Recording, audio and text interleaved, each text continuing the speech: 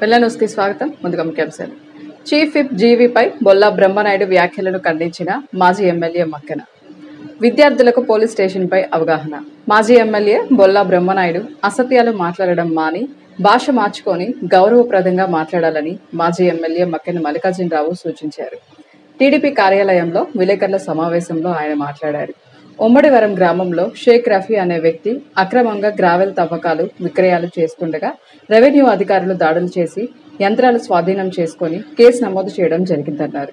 అటువంటి వ్యక్తికి సపోర్టు చేస్తూ బొల్లా బ్రహ్మనాయుడు వాస్తవాలు తెలుసుకోకుండా మాట్లాడడం సరైన విధానం కాదన్నారు. స్థాయిని మరిచి నోటికొచ్చినట్లు మాట్లాడడం సబబు కాదన్నారు.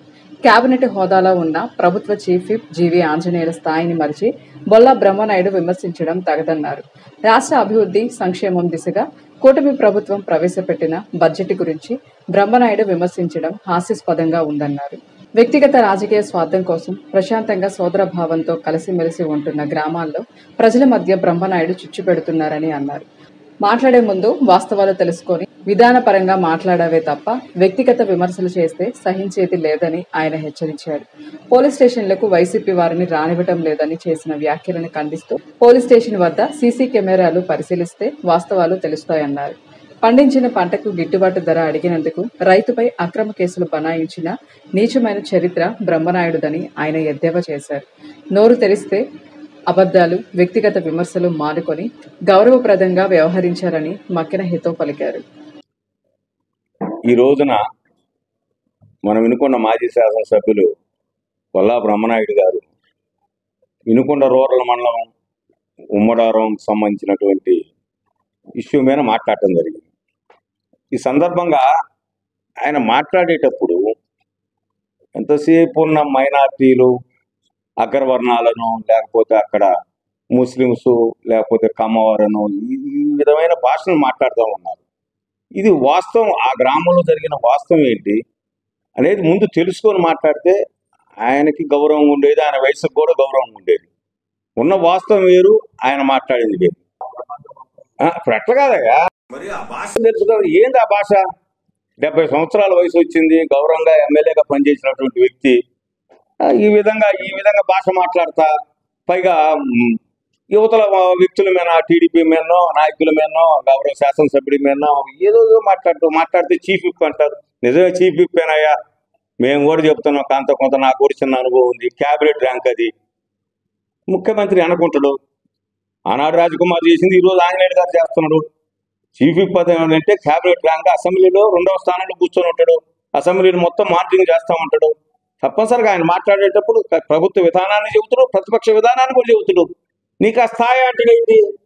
స్థాయి లేక జీవి ఆంజనేయుడు గారి స్థాయి లేక ఎవరుకున్నట్టు స్థాయి?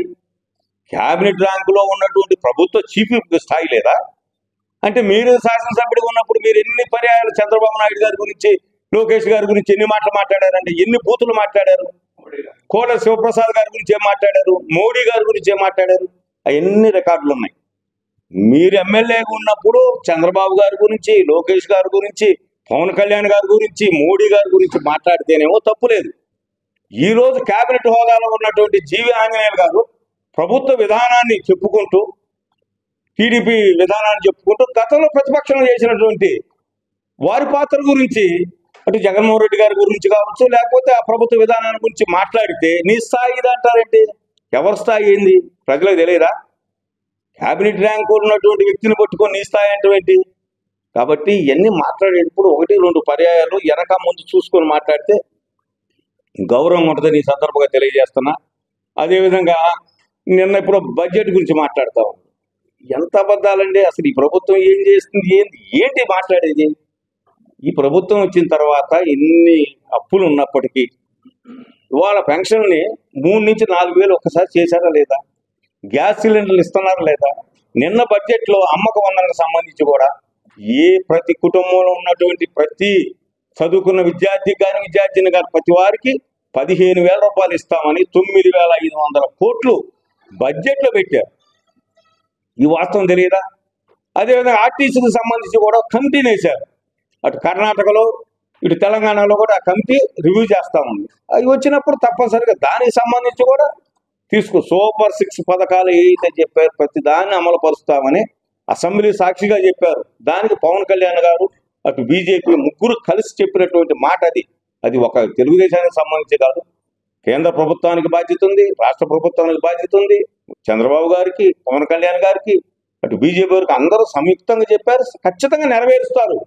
ఇప్పటికే పథకాలన్నింటి కూడా 1 by 1 నెరవేర్చే క్రమంలో మన అందరికి కనపడతా ఉంది.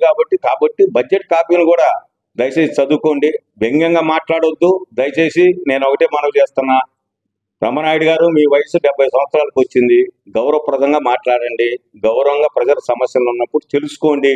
అటు ఉమ్మడారం కావచ్చు, లేకపోతే ఇంకొక గ్రామం కావచ్చు, జరిగినటువంటి వాస్తవాన్ని ప్రజలకు వివరించాలి తప్ప ప్రతి దాన్ని మాట్లాడితే రషీద్ హత్య ఏ సందర్భం వచ్చినా అదే మాట్లాడతారు. ఆ రషీద్ హత్య గురించి కూడా అందరూ తెలుసు కదా, రాష్ట్రం మొత్తం చూసింది, దేశం మొత్తం చూసింది. అది రాజకీయాలకు సంబంధం ఏంటంటే ఆ వ్యక్తి వైసీపీలో ఉన్నాడు, టీడీపీలో ఉన్నాడు, చంపిన టీడీపీలో ఉన్నాడు, వైసీపీలో ఉన్నాడు, సచిన టీడీపీలో ఉన్నాడు, వైసీపీలో ఉన్నాడు. దీనికి కూడా కులాలు పోతారా, దీనికి కూడా మతాలు. పట్నంలోని Geetanjali residential campus next gen kids నందు కల్చరల్ ఫెస్ట్ వేడుకలు ఘనంగా నిర్వహించారు. ఈ సందర్భంగా ఏర్పాటు చేసిన కార్యక్రమాలలో చిన్నారులు సందడి చేశారు. స్థానిక నష్టపేట రోడ్డులోని గంగినేని ఫంక్షన్ హాల్లో ఏర్పాటు చేసిన కార్యక్రమాల్లో గీతాంజలి స్కూల్స్ వ్యవస్థాపకులైన ఎండ్లూరి శేషగిరిరావు ముఖ్య అతిథిగా పాల్గొని చిన్నారులకు శుభాకాంక్షలు అందించారు. ఈ సందర్భంగా వారు మాట్లాడుతూ చిన్నారులు విద్యతో పాటు పలు రంగాలలో రాణించాలని, అప్పుడే సంపూర్ణమైనటువంటి విద్యార్థిగా నిలబడతారని పిలుపునిచ్చారు. చదువుతో పాటు శారీరక దృఢత్వం కలిగించే ఆటలను తప్పక ప్రతి ఒక్కరూ ప్రోత్సహించాలని పిలుపునిచ్చారు. అటులనే చిన్నారులు ఆటపాటలతో తమ పైన ఉన్న ఒత్తిడిని తొలగించుకోవాలని కోరారు. అనంతరం చిన్నారులు ప్రదర్శించిన ప్రదర్శన చూపర్లను అలరించింది.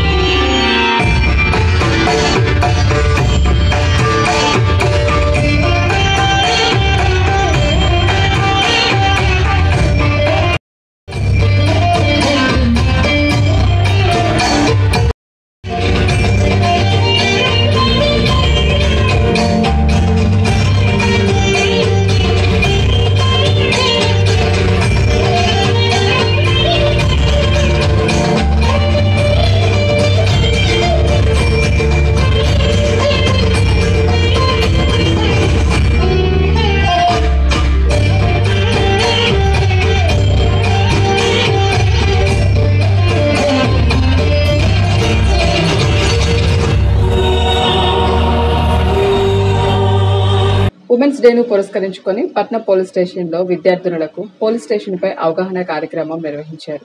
జిల్లా ఉన్నతాధికారుల ఆదేశాల మేరకు పట్నం సీఐ శోభన్ బాబు ఆదేశాల మేరకు గీతాంజలి విద్యార్థినులకు పోలీస్ స్టేషన్లోని విధి విధానాల గురించి అవగాహన కార్యక్రమం నిర్వహించారు. కార్యక్రమంలో పట్నం ఎస్ఐలు అక్బర్ బాషా, సత్యనారాయణలు పాల్గొని అవగాహన కల్పించారు. రోజు వినుకొండ పట్టణ పోలీస్ స్టేషన్లో మహిళా దినోత్సవ వారోత్సవాల సందర్భంగా ఈరోజు మన గీతాంజలి స్కూల్ విద్యార్థులందరికీ కూడా ఓపెన్ హౌస్ ప్రోగ్రాం కండక్ట్ చేయడం, వాళ్ళందరికీ ఈరోజు పోలీస్ స్టేషన్లో జరిగేటువంటి ప్రక్రియ, ఇక్కడ జరిగేటువంటి ప్రతిదీ ఉమెన్ హెల్ప్ డెస్క్ సంబంధించి, అదేవిధంగా పోలీస్ స్టేషన్లో ఉన్నటువంటి అన్ని విషయాలు తెలియజేయడం జరుగుతుంది.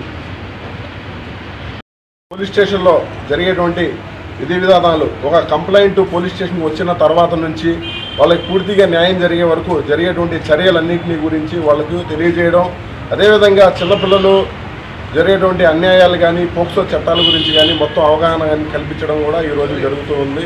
వాళ్ళకి సంబంధించిన ఎన్ని డౌట్లు కూడా ఈరోజు వాళ్ళకి ఎక్స్ప్లెయిన్ చేయడం, వాళ్ళలో కూడా మనోధైర్యాన్ని నింపి వాళ్ళు కూడా సమాజంలో ముందడుగు వేయాలని చెప్పి వాళ్ళందరికీ కూడా తెలియజేయడం జరుగుతుంది. ఇంతటితో వెన్నెల సమాప్తం. తిరిగి రేపటి వెన్నెల న్యూస్లో కలుసుకుందాం. నమస్కారం.